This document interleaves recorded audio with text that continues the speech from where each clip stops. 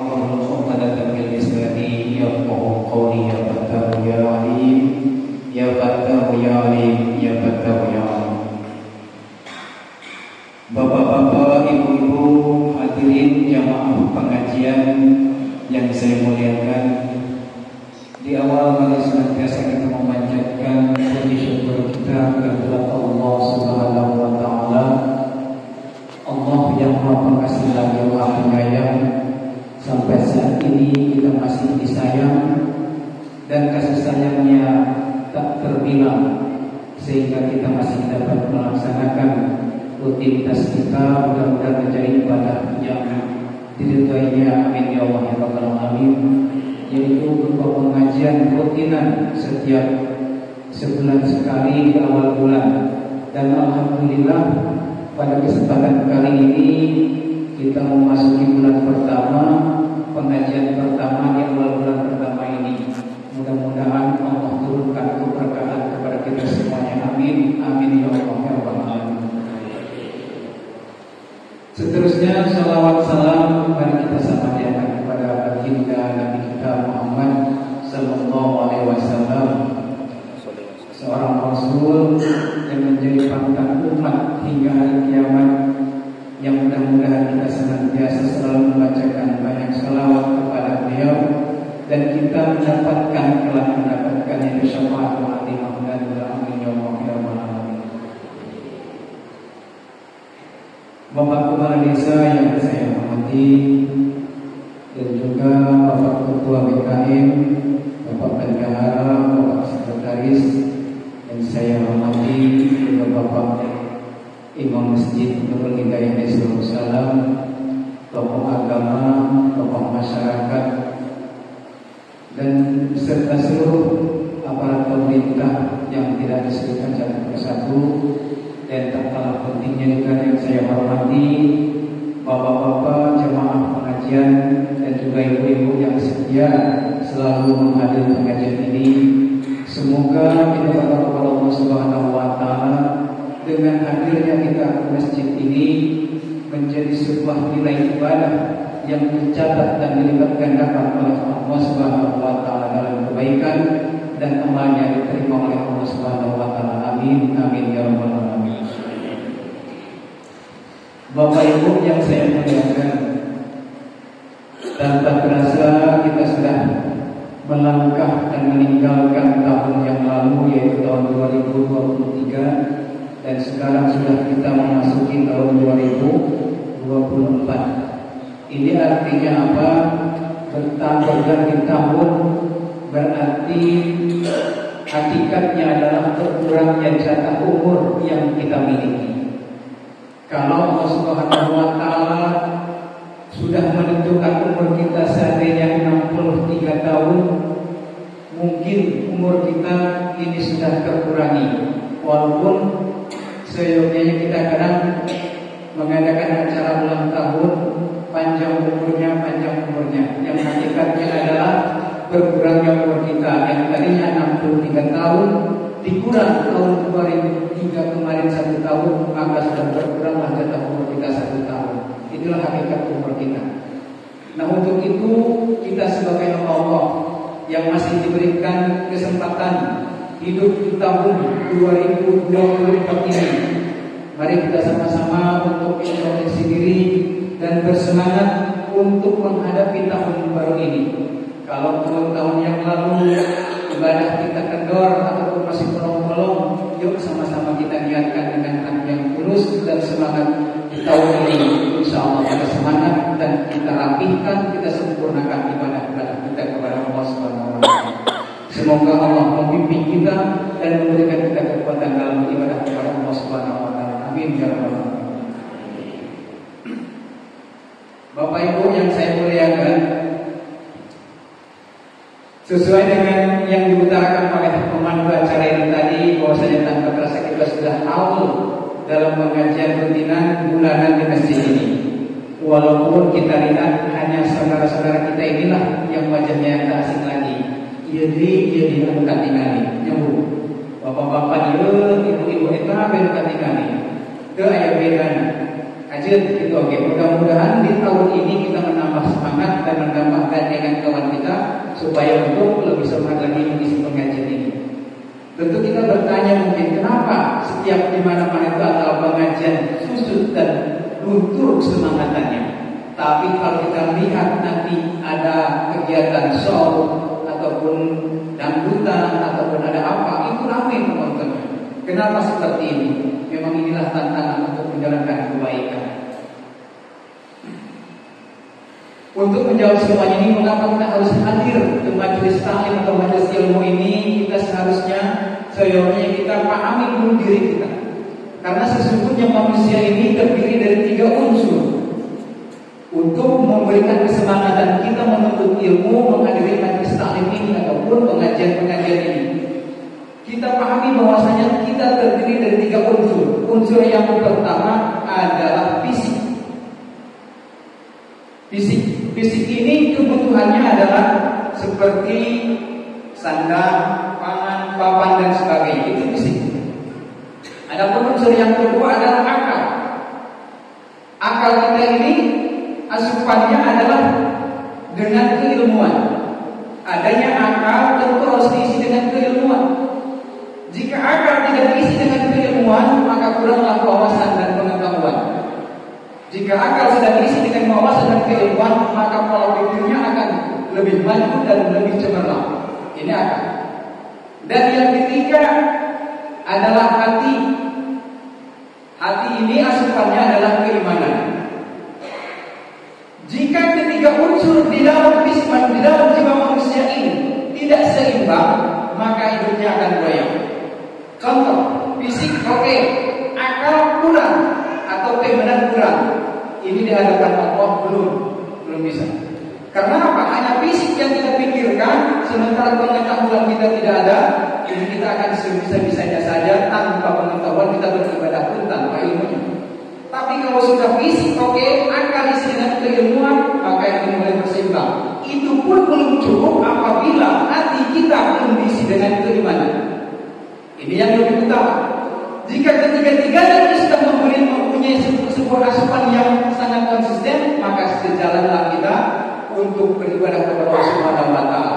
Fisik sehat, akal pun sehat dan kuat, pengalaman atau keilmuan yang ada ditopang dengan keimanan, maka sejalanlah kita hidup di muka bumi ini dengan kesempurnaan.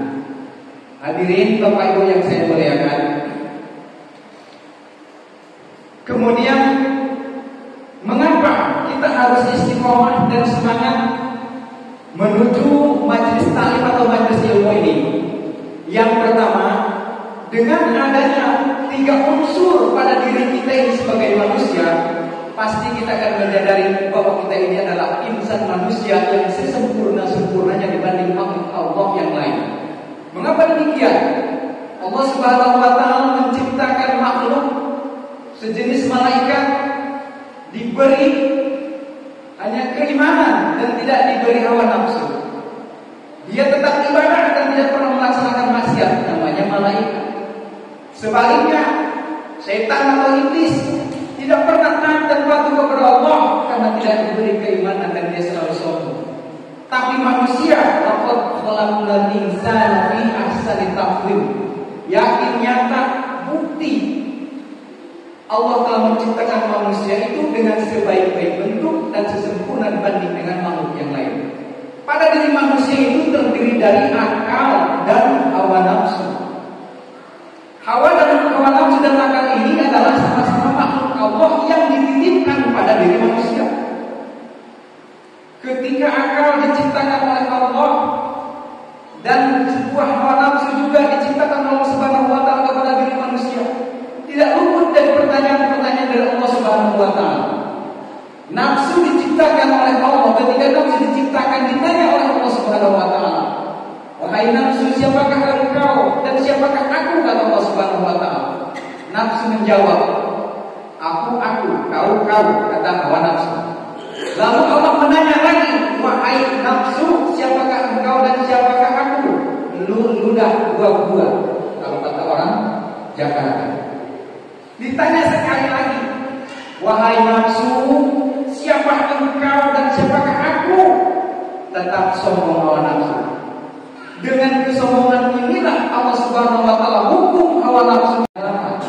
Dengan kelaparan inilah hawa nafsu baru ngaku. Ditanya siapa engkau dan siapa aku, langsung menjawab engkau adalah penciptaku dan aku adalah ciptaan. Inilah hawa nafsu. Jadi hawa nafsu ini selalu condong kepada kesombongan. Kemudian makhluk Allah yang terdiri akal yang ada pada diri manusia ini juga ditanya oleh Allah Subhanahu wa taala, wahai akal, siapakah engkau dan siapakah aku? Akal menjawab, aku adalah ciptaanmu dan engkau adalah penciptaku. Ini adalah akal mengedepankan kesempurnaan penjawaban. Jadi kita sebagai makhluk Allah yang disebut dengan manusia, dua makhluk inilah yang selalu ada di dalam jiwa kita, yang selalu berperan dalam jiwa kita. Kalau kata akal ini sudah waktu sholat, kedengaran suara azan, mengapa kita terlalu telat dalam mengerjakan sholat? Hawa nafsu menggoda. Tunggulah, ini kan masih awal waktu, azan baru terdengar, nanti kan bisa habis azan. Betul Pak? Ada selalu pikiran gitu Pak ya? Azan sudah hampir akhir. Kalau subuh mungkin as-sholatu khairun minan naum, diingatkan sholat itu lebih baik daripada tidur. Nantilah kan 5 menit bisa dari sini ke masjid melangkah. Masih juga hawa nafsu nampak. Kadang saya Pak sedih kalau sudah seperti ini.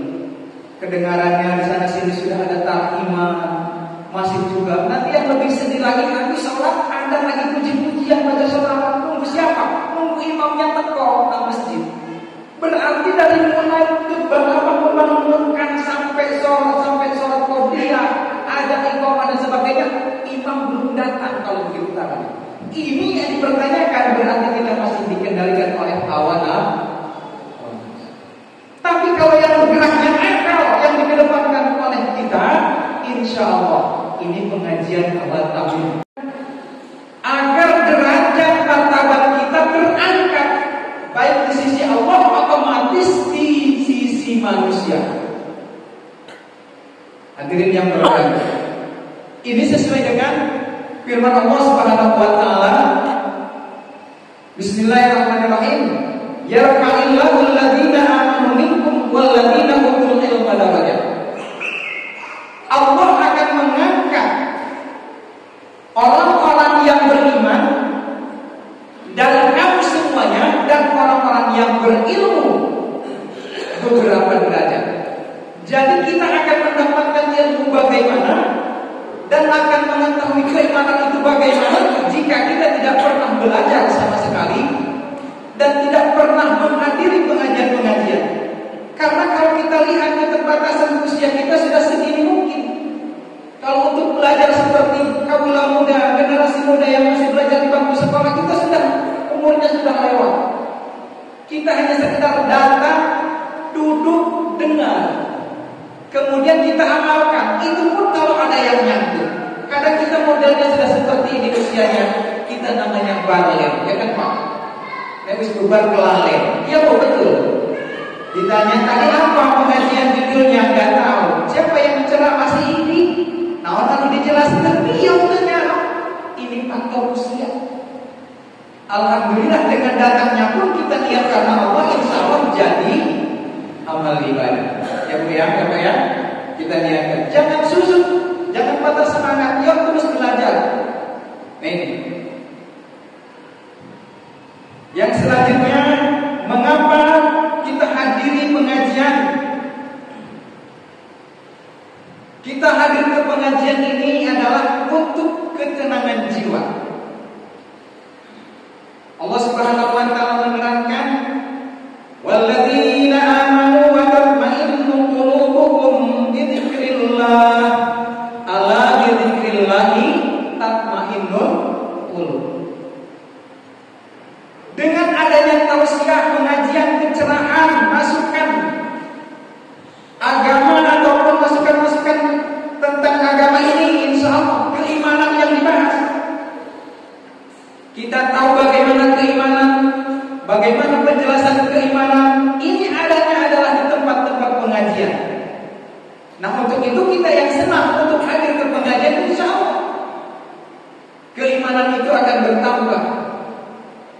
Selalu kita lihat dan selalu kita dengar oleh bapak ustaz-ustaz yang lain menjelaskan ada keimanan, ada fikih, ada hukum dan sebagainya. Ini di mana dijelaskan? Di Haflatul Mubarakah, majelis taklim yang ada mengadakan pengajian. Yang alhamdulillah sampai saat ini sudah 1 tahun usia di Desa Darussalam ini. Mudah-mudahan kita berharap kepada Allah Subhanahu wa taala yang selalu hadir diberikan keberkahan oleh Allah dan selalu sampai kapanpun pengajian ini akan terus berlanjut. Amin ya Allah ya rabbal alamin. Semangat terus. Bapak Ibu hadirin sekalian yang saya muliakan,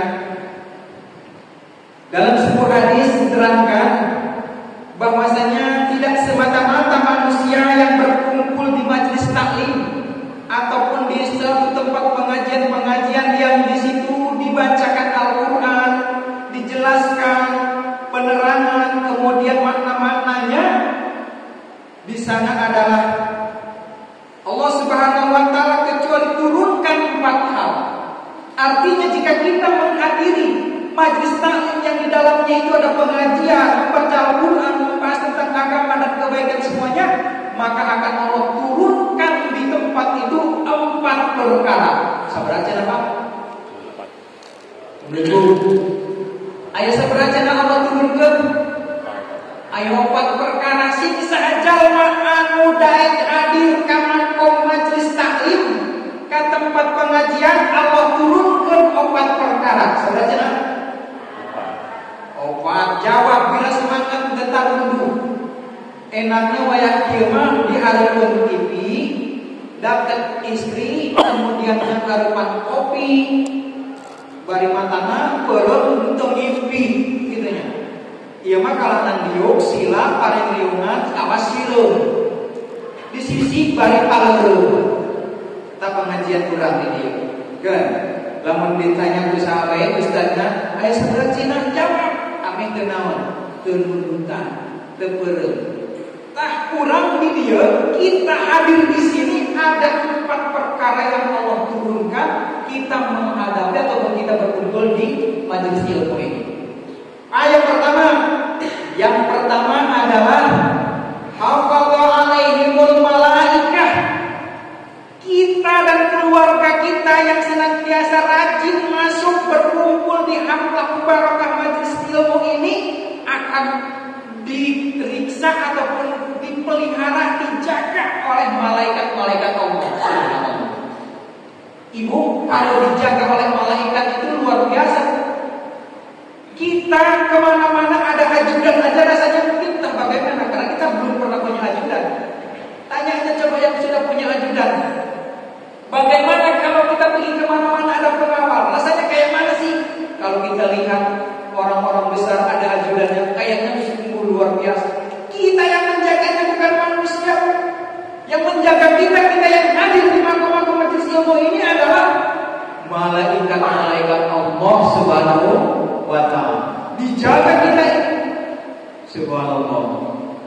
Hafadha alaihimul malaikat, akan dijaga oleh malaikat-malaikat Allah Subhanahu wa taala. Yang kedua, orang yang rajin dan menghadiri selalu majelis taklim atau majelis ilmu pengajian wa ghasyiyatuhumur rahmah, akan disirami dengan kasih sayang Allah.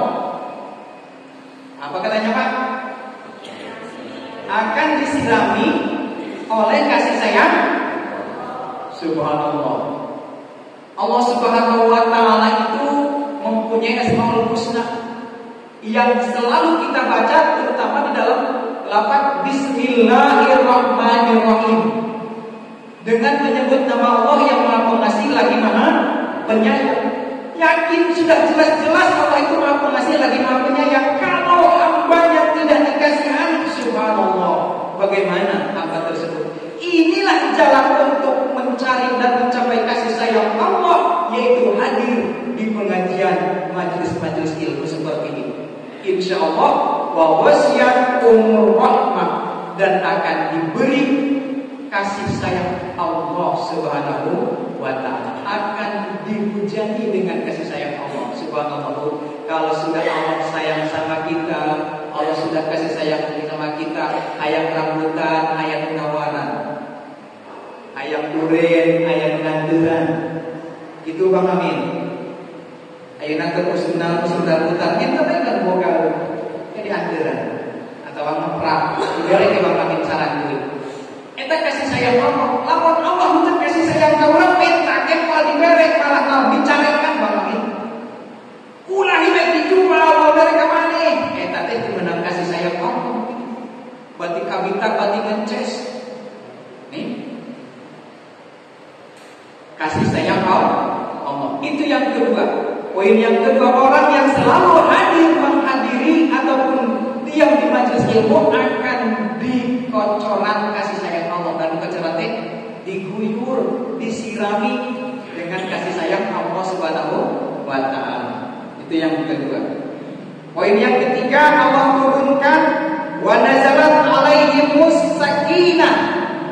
Orang yang selalu hadir di majelis taklim, di majelis ilmu seperti kita ini, Allah akan turunkan kepada mereka yaitu sakinah, ketentraman jiwa. Beberapa tahun yang lalu kita diguncang oleh COVID berapa, Bu? COVID-19. Sehingga banyak peraturan rek keluar imah itu bisa, erek senang bernapas kudu ditutupan, dibekep. Ada peraturan naon cenah kayak naon tinggal. Tahun masa galeta itu peraturan nanti. Begitu susahnya 2 tahun kurang lebih kita berada dalam seperti ini. Begitu begini tidak bisa, begini begitu orang yang sekolah pun sehingga belajar entah di mana-mana. Saya sangat kasihan. Beberapa waktu anak SD ada yang belajar di teras-teras masjid. Ini karena apa? Dampak adanya COVID-19. Tidak ada intinya ketenangan pada waktu itu. Sangat susah. Tapi dengan adanya jalan seperti ini, insya Allah Allah turunkan kepada kita nazalat alaihi sakinah. Allah turunkan kepada kita ketentraman. Amin ya rabbal alamin. Mudah-mudahan penyakit ataupun bala yang akan menimpa kita, dengan adanya kita semangat untuk selalu berkumpul di tempat yang berkah seperti ini, yang Allah ridhoi dan Allah cintai ini, semua bala akan tersingkir, semua musibah tidak akan terjadi di desa Darussalam khususnya, umumnya di negara kita. Amin ya Allah ya rabbal alamin. Untuk itu lebih semangat di tahun ini.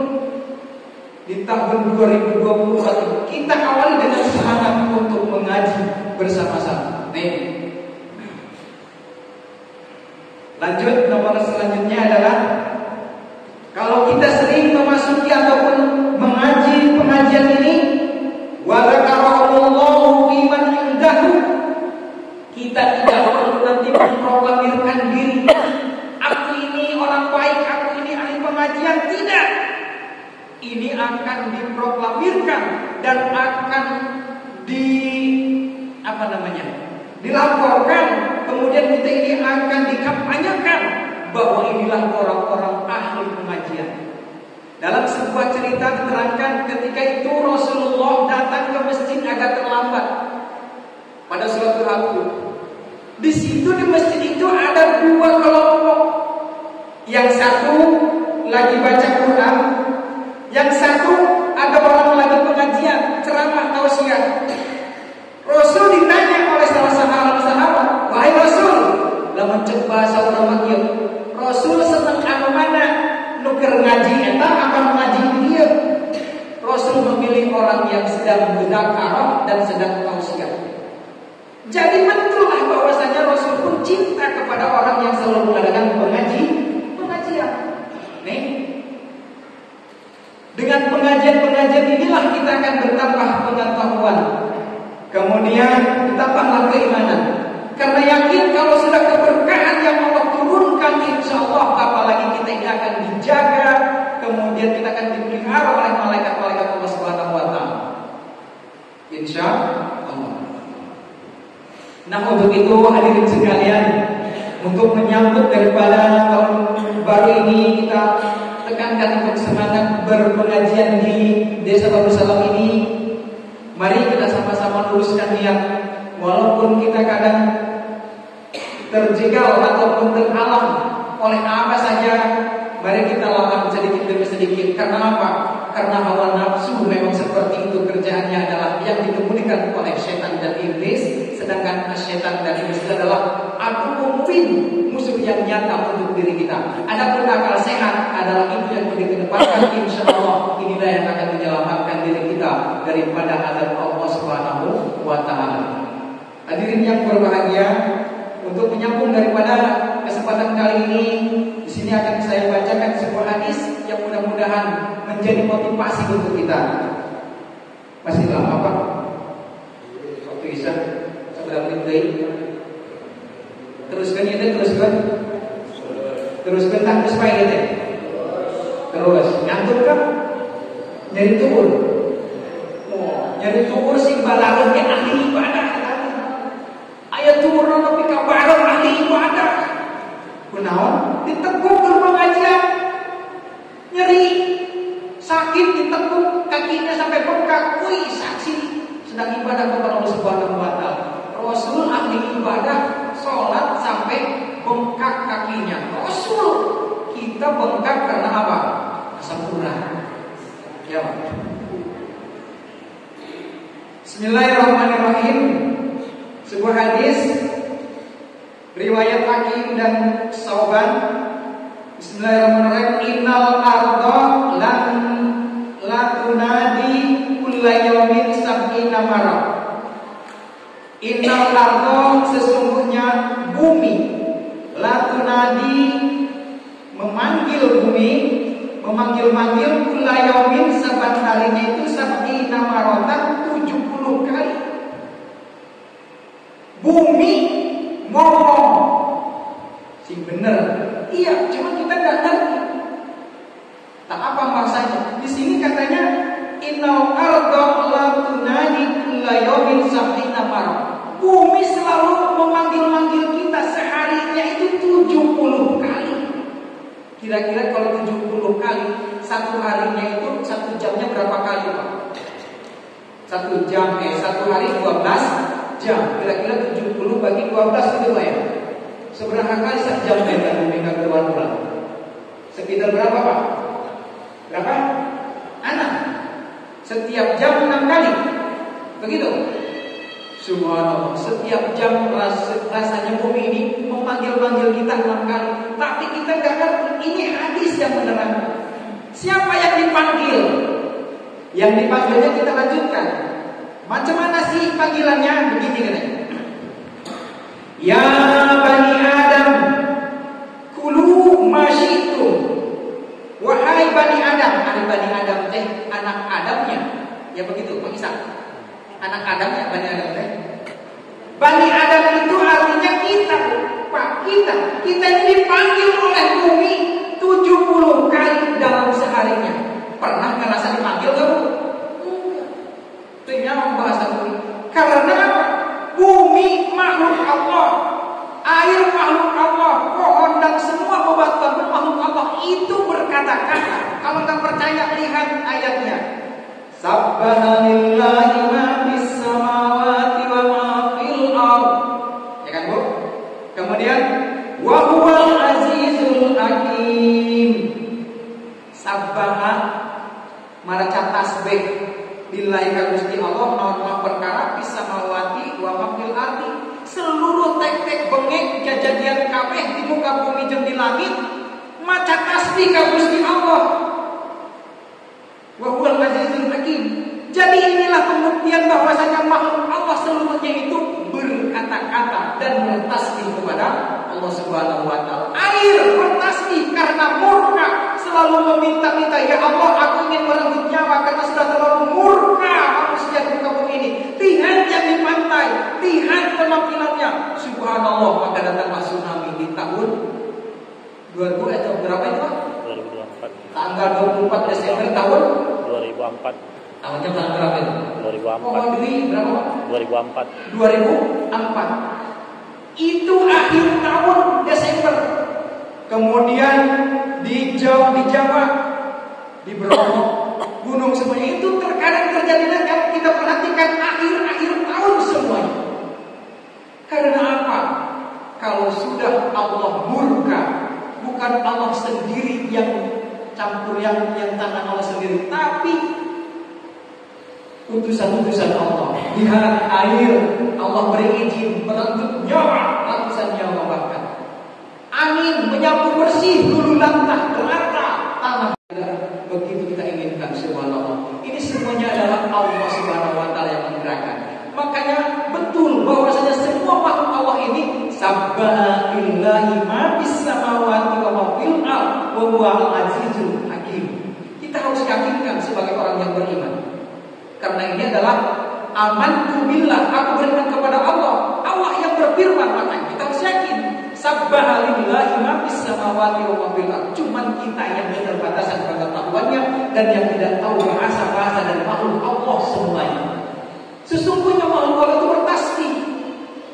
Kalau kita ingat cerita ataupun sebuah kisah yang diceritakan oleh Ustaz yang sudah mengisi pada waktu itu, bahwasanya burung pun bertasbih sehingga dijaga oleh Allah Subhanahu wa taala.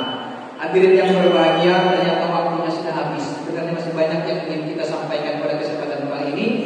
Bahwasanya intinya adalah, walaupun ini tidak semuanya kita bacakan, intinya Ardun artinya bumi adalah makhluk Allah yang selalu memanggil-manggil kita dan menyuruh kita makan semau kita.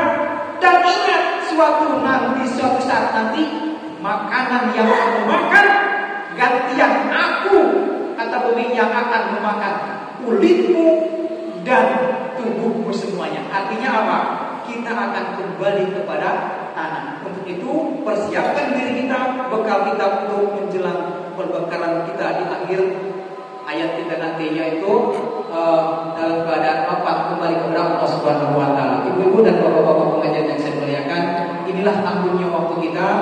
Mudah-mudahan tidak mengurangi rasa penasaran kita dalam pengajian kita ini, yang penting kita semangat terus dalam menuntut ilmu dari awal sampai akhir. Banyak berkata ini pasti banyak salah.